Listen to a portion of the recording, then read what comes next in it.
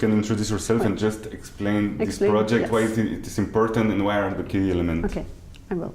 Okay, I'm Julie De Backer. I'm a cardiologist and clinical geneticist, and I work at the University Hospital in Ghent.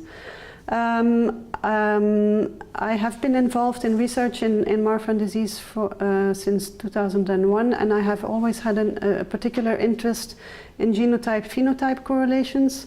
Obviously, there must be a link between the genetic background of each patient and the phenotypical appearances of the patients.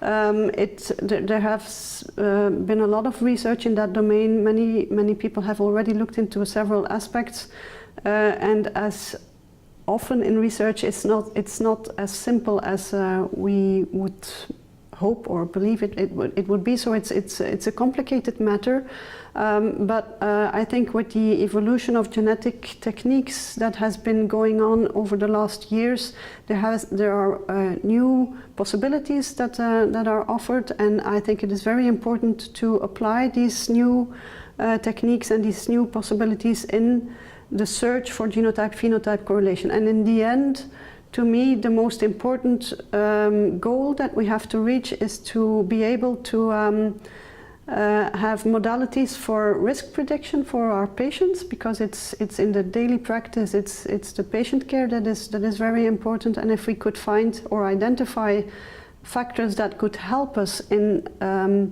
identifying patients who are at a particular increased or maybe even a decreased risk for disease, that would be the ultimate goal. If we could tell patients, you have to go for surgery in an earlier stage, and if we could say to some patients, you can wait for surgery until a later stage of the disease because you are at a low risk, that would be the ultimate goal. I think it should be, as a clinician, it should be our mission to try to